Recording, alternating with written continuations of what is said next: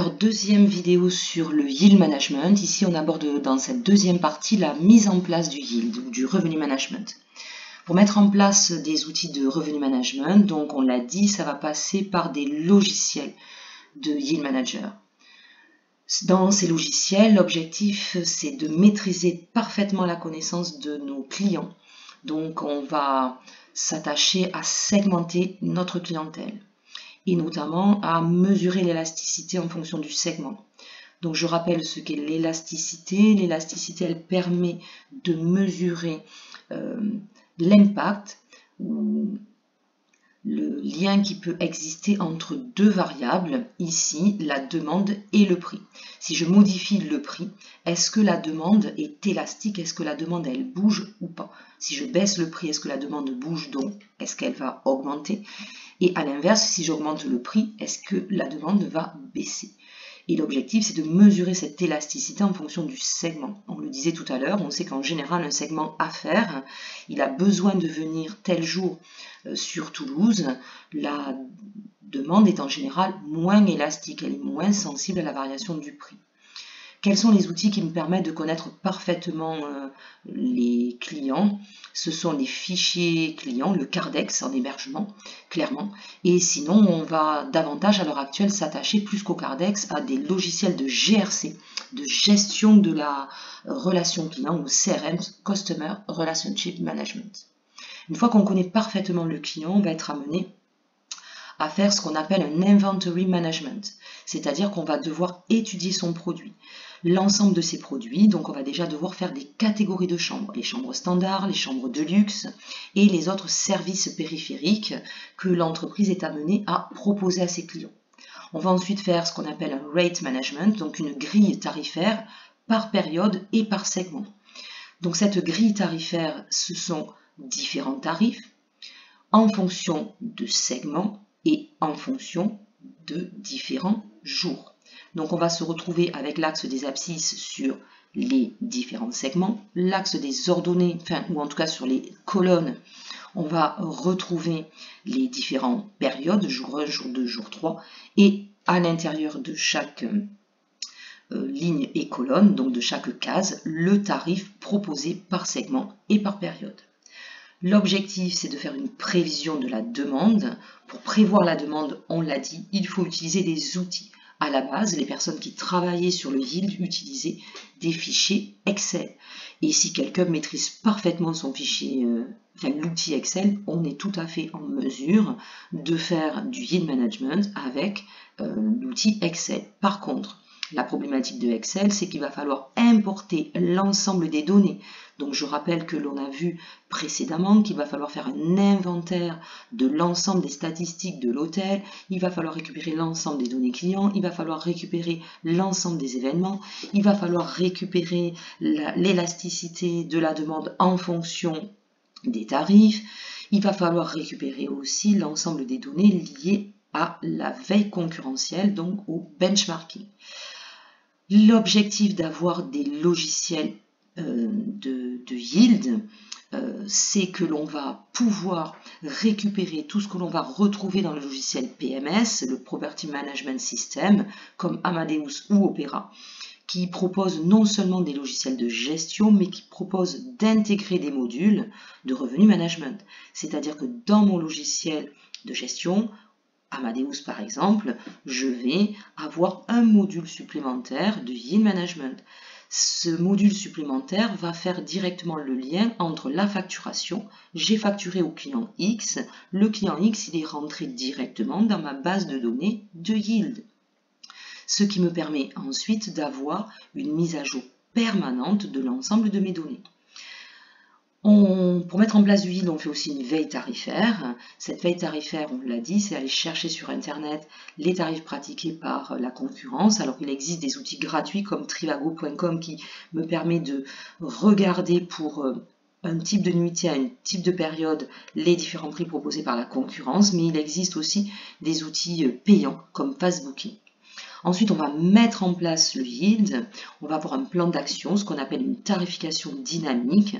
On va réfléchir en termes de tarifs et de revenu global. Donc on l'a déjà dit tout à l'heure, l'objectif c'est de ne pas penser au revenu client par client, mais au revenu global. Par exemple, quand j'ai une clientèle corporate, je vais négocier avec cette clientèle. Ce client va revenir. Donc je ne regarde pas son revenu à l'instant T, mais la capacité de cette entreprise à faire venir un certain nombre de clients. Pareil pour les tours opérateurs. Le tour opérateur, il va m'acheter un certain nombre de chambres à l'année. Donc c'est un revenu global que je regarde et pas uniquement le revenu que j'ai négocié pour cette chambre pour le jour 1 par exemple. L'objectif aussi, c'est de regarder les conditions d'application des tarifs. Et attention, en yield, on fera la distinction entre un tarif et un prix. Le prix, c'est le montant financier payé par le client. Par exemple, 100 € pour une chambre. Le tarif inclut et le prix, 100 € par chambre, et les conditions tarifaires. Qu'est-ce que les conditions tarifaires? Donc là, vous devez regarder vos cours d'hébergement. Les conditions tarifaires, c'est est-ce que le tarif il est modifiable? Est-ce que le tarif il est annulable? Est-ce que c'est modifiable, annulable, remboursable? Ou bien est-ce que c'est un tarif non modifiable, non annulable, non remboursable? Donc est-ce qu'il est préférable de vendre un prix à 100 € mais modifiable, annulable, remboursable au jour J-1 ou bien de vendre à 95 € mais 2 mois à l'avance et non modifiable, non annulable, non remboursable? C'est le yield manager qui va définir l'ensemble de ces éléments. Bien sûr, il faudra aussi travailler avec le prix rack, donc voir les différents éléments du cours d'hébergement. Il faudra aussi penser à communiquer, à gérer la réservation et la réception des clients. Donc au niveau de la communication, il sera bien sûr intéressant si on baisse les tarifs pour faire venir une clientèle parce qu'on a un taux d'occupation sur le week-end dans 2 mois qui est très faible, on a décidé de faire une offre intéressante, on a baissé les tarifs, d'utiliser des outils de communication. Si les clients ne le savent pas, ils ne viendront pas. Voilà quelques exemples de yield. Alors forcément, ici, on est sur des pratiques très particulière puisque c'est la nuit du 10 à l'Ibis-Saint-Denis Stade Ouest, premier match contre la France, l'équipe de France de foot. Donc si je regarde pour la nuit du 10-01, j'ai un tarif à 53,55 € pour l'Ibis. Pour le même Ibis, j'ai pour le 10-06 un tarif à 408 €, c'est-à-dire 900% d'augmentation. Pour cette même compétition, donc l'Euro de foot, j'ai fait des recherches pour l'Ibis Pont-Jumeau à Toulouse. Je vous ai mis en vert les tarifs de la semaine. Donc en général en semaine, on est entre 74 et 79 € pour les clients qui ont réservé à l'avance.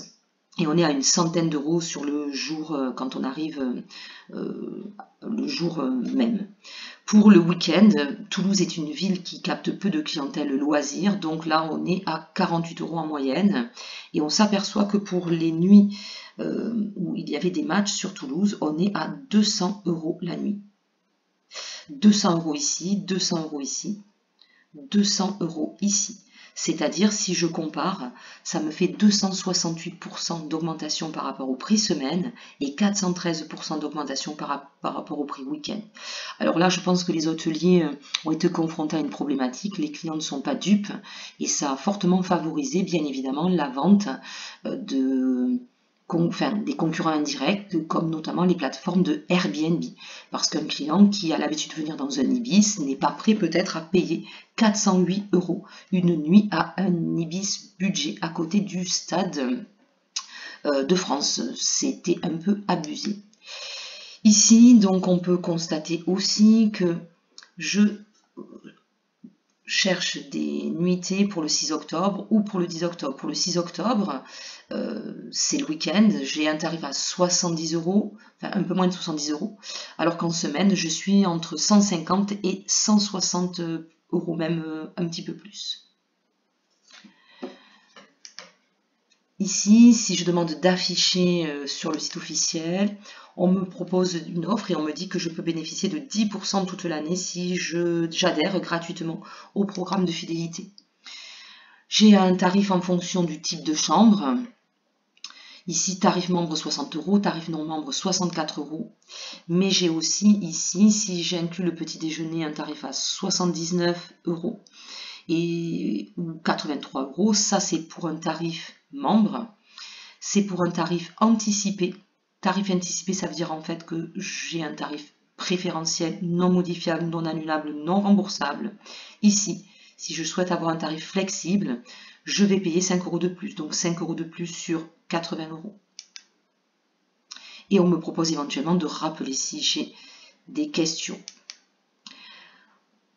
La plateforme du voyagiste Orbis qui a été mise en avant et sanctionnée car en fait on s'est aperçu que les visiteurs qui utilisent un PC et ceux qui utilisent un ordinateur n'avaient pas les mêmes tarifs proposés. Donc ça s'appelle du tracking IP, donc du tracking en fonction du type d'ordinateur et de l'adresse de l'ordinateur. En France et en Europe, c'est complètement interdit le tracking IP.